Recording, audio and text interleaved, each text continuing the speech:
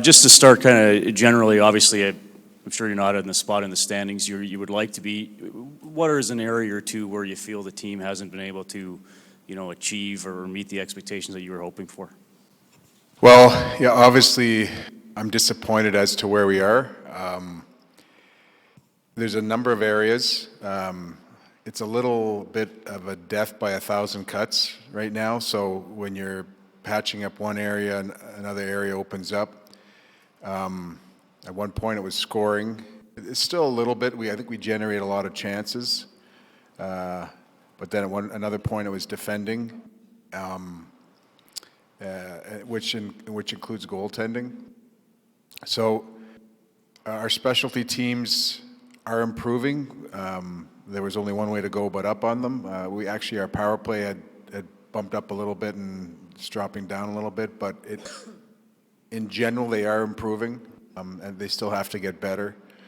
So there's a number of areas, Reed, and I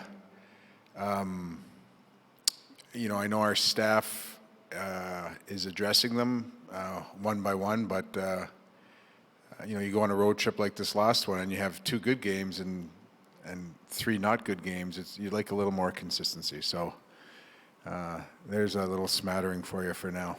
So clearly some areas where a general manager makes calls in the summer. Your right side, your depth on defense, your depth scoring, maybe your backup goaltending. When you make those any more? When you make those calls and they don't pan out, how do you fix them in the season? Well, it's fair to say that they're not panning out in general, spec.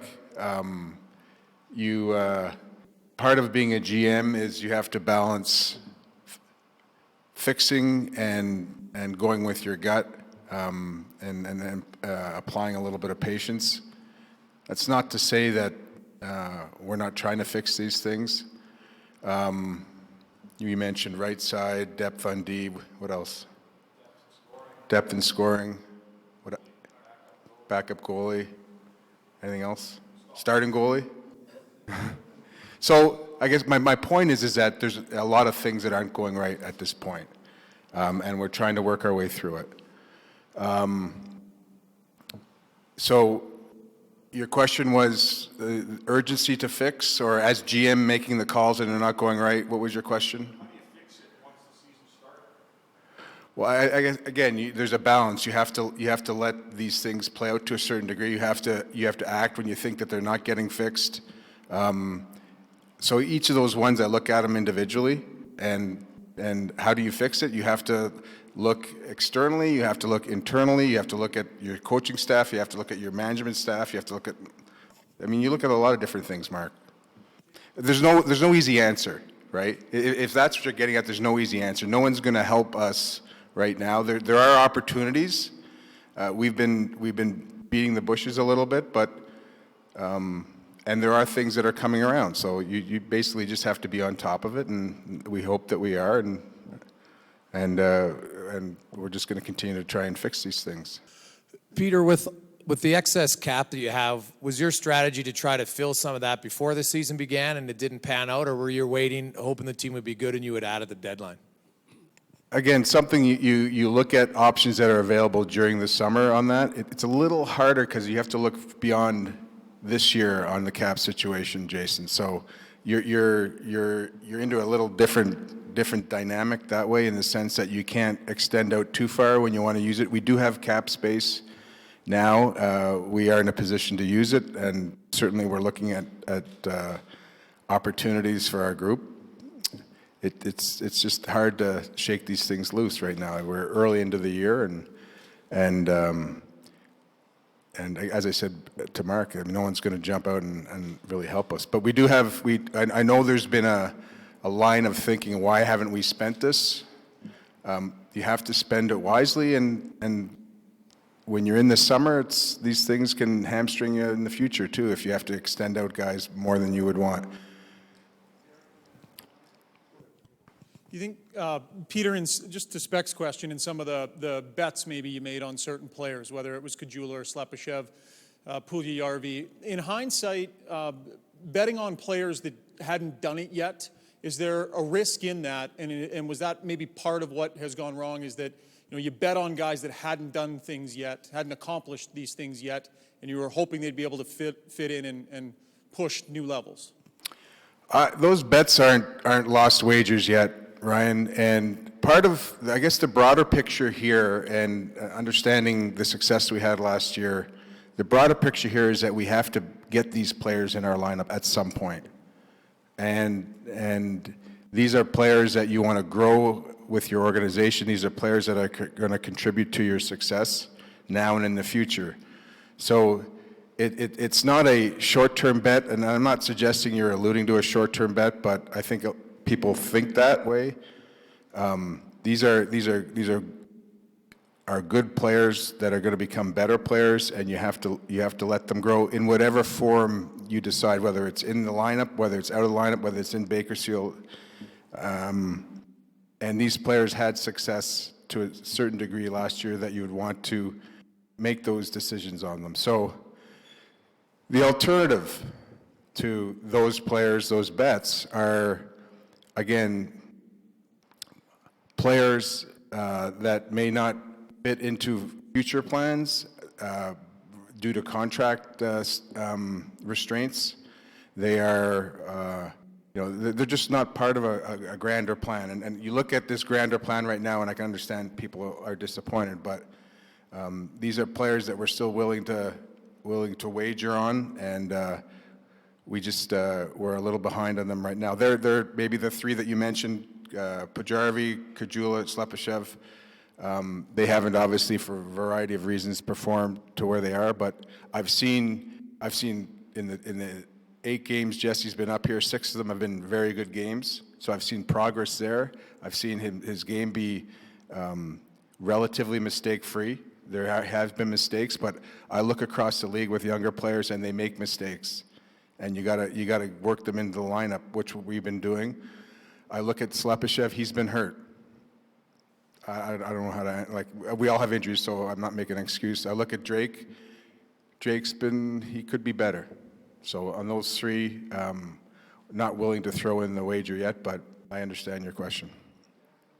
Peter, when you look at your team, is it tough to get an honest read on them? Because there's nights where they look like world beaters and they play great and they have performances, and then other nights they just look disinterested, I guess. Is it kind of really get a good read on what team you exactly have and what you have to do to make it better? Yeah, it is, and that's what happens. There's been, as I said, there's been a lot of up and down to our game, and I go back to earlier what I said about a death by 1,000 cuts. There's a lot of little things that compound. So you can look at each of them and try and fix each of them, but they're not. I guess collectively they create a problem and put us in the position we're in. Individually they can be fixed. It's just getting to them. It's still early. We are where we are, and it's a tough spot. But I do believe that this team has the ability to get out of it. That doesn't mean that we won't look at making moves. A couple of questions, Peter. Did you miscalculate, or were you upset that your coach says your team's not quick enough? And yet last year your team was quick enough, and I know the league gets faster every year, but there's lots of nights the other team looks quicker than you. And the other question is, would you be in this position if your number 1 defenseman, Oscar Klefbom, was playing like a number 1 and your number 1 goaltender was playing like he did last year? Again, back to a death by 1,000 cuts, Jim. As to the quick, I don't really see a difference. We do the quick equation every year when you're adding and subtracting players, and it doesn't upset me. I mean, he's got his feelings. I don't think that is an issue. I know it's a party line amongst the media pundits, but when we move the puck, when we break out cleanly and through the neutral zone, we're a quick team. When you go player to player on paper, sometimes we don't look as quick as others, but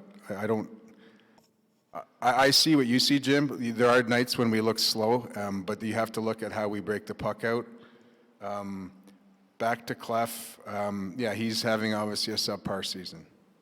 And, there are reasons behind his season. There are reasons behind our goaltending being subpar this year, and we're trying to fix them. But yes, if those things were fine, we'd be better. But they're not fine at this point. Peter, you've been in the league a long time. I don't know if you've ever seen a team that when the Oilers win, they almost dominate and look great. And when they lose, there's been a lot of games where they really haven't been in it. Like, it's very Jekyll and Hyde from your group. Is that just inconsistency? I mean, is it a lack of confidence? What is it from your group that you can see such an obvious difference from literally St. Louis, Detroit, Buffalo, Boston, and that's kind of categorized the whole year? Well, for me, there's a number of things, Jason, but it goes back to mental. When you look at swings like that, and goes back to a little bit what we talked about in the summer about managing expectations, and I think things can spiral a little bit mentally. So you have a real good game like that, and you get into a little consciously or subconsciously, you get into a comfort level, and I think you end up consciously or subconsciously underestimating the opponent. So I think that happens a little bit. Trust me, we've been looking at these swings, and they're hard to, they're hard to really pin down. Had a lot of discussions with the coaching staff and everyone on it. I wish I had a more concrete answer for you, but I think obviously part of it's mental when you have such a swing in performance from game to game.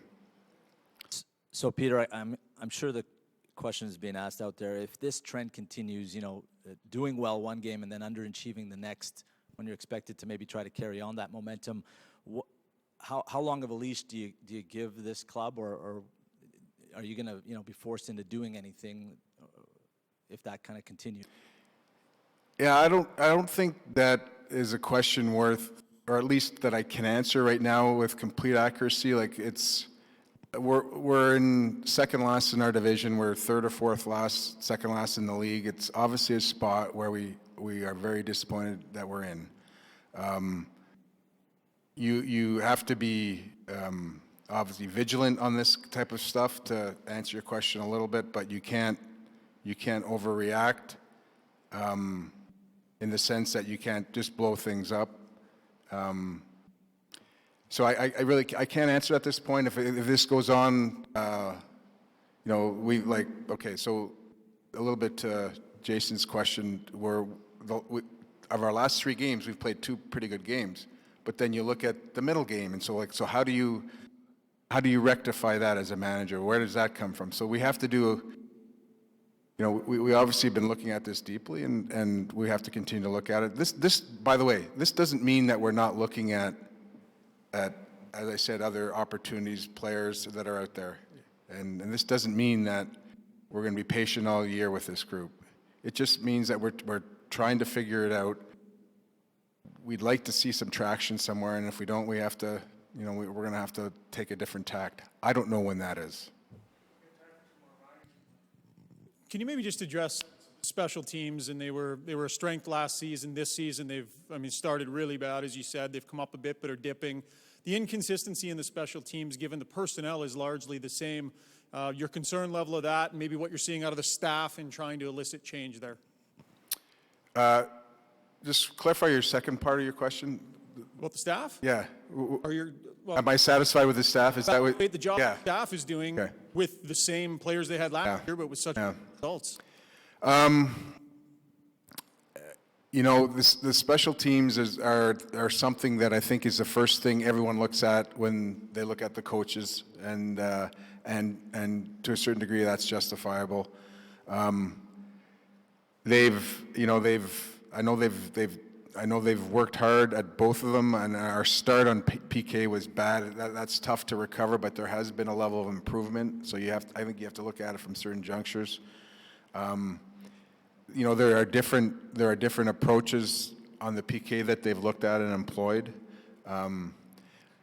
Again, not to put it on our goaltending either, but often your best PK personnel is your goaltender, and so he has to get better also.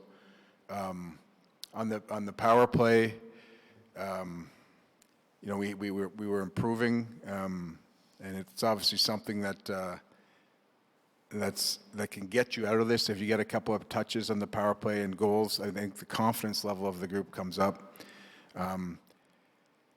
It's something, Ryan, that we look at. I know the staff looks at, and probably focuses a lot on. Sometimes maybe over-focuses it, and because they want to get it right, because it is an important component. At this point, you know, I'm satisfied with what the staff are doing on it. They know it has to get better. There has been increments, but we have to put it all together. We're all sort of dancing around the same thing here. Somehow the chemistry of this team went from very good to not very good. As you assess it, is this a players in, players out thing, which would, I guess, be more your responsibility? Is it the fact that the players you have aren't playing as well as they played last year? What happened to the chemistry on this team that was so strong, and now they can't win 2 games in a row? Again, chemistry. What is chemistry? What is what is the difference between attitude and chemistry? And Todd and I met and we talked at length over the summer regarding managing expectations, and we talked about the Flames a couple years ago when they made it, and then they didn't make it the next year, and they had great expectations, and so is that chemistry that these guys are having trouble dealing with the expectations? Maybe it's one big continuum. It flows into chemistry. I don't know. Like I to what I've seen, I've been with this team a fair bit this year. The chemistry, the in-room stuff, seems fine. So, at what point is it just trying to get maybe focus and managing expectations? I can see why you might say that it's chemistry, and